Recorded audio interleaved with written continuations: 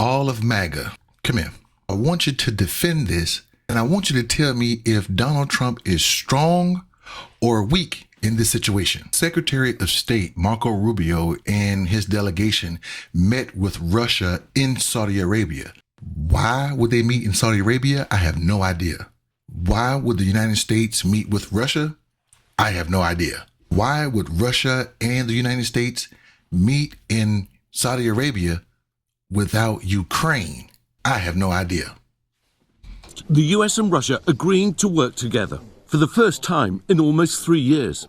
The two sides discussing how to end Russia's war in Ukraine, but doing so without any Ukrainian officials present. We couldn't have imagined a better result after this session. Today is the first step of a long and difficult journey, but an important one. Now go back to what I told you yesterday. You cannot leave the two belligerents out of the negotiations. Russia and Ukraine are fighting this war. So why would you negotiate in Saudi Arabia with Russia without Ukraine? What enemies are you going to make in doing this?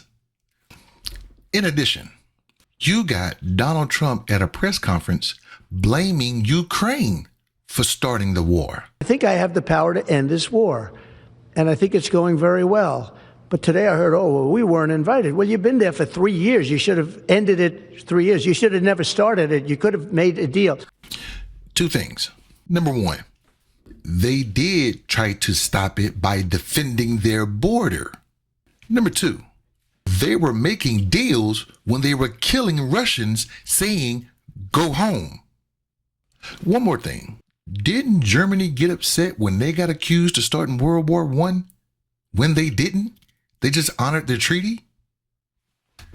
And Trump doubles down on blaming Ukraine by posting on his Truth social media platform that not only did we spend $350 billion, which is a lie, we spent way less than that. Number two, he goes and blames Zelensky for being an unpopular president. They need to have elections to get him out of there, and they started the war. Zelensky declared martial law, so they can't have elections because Russia is there. The United States did not spend $350 billion. We spent about $180 billion. Now, again, I don't agree with the money, but I agree with helping Zelensky and Ukraine defend their border. Russia started this. Tell them to go home. Now, MAGA is going to say, oh, it's Ukraine, who cares? But you're screwing up with the European Union.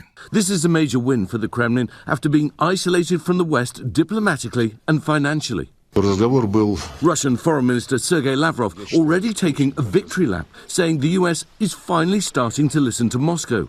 But this thaw in relations is sending a shiver down the spine of Europe and, above all, Ukraine, neither invited to this meeting.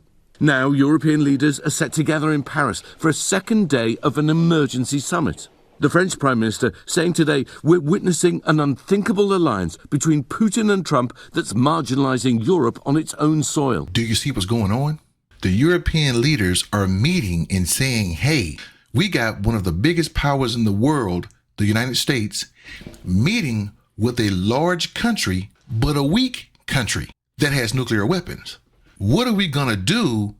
Because these guys are in our backyard. Remember you talked about soil? They're in our backyard. So they are trying to come up with some kind of plan to go it alone without the United States. They are saying Trump is the leader of the United States. We may have some of the American people behind us, but we don't have the president. So what can we do as a collective just in case the United States and Russia takes Ukraine?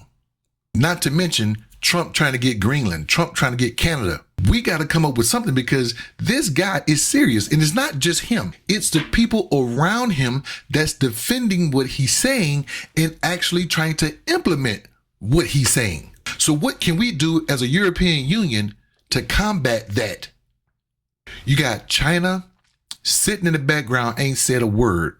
You got Russia trying to get Ukraine, got Crimea, they're going to get Poland, and they're going to secure their Western front. And then you got the United States being led by Donald Trump, seemingly kissing the ass of Putin.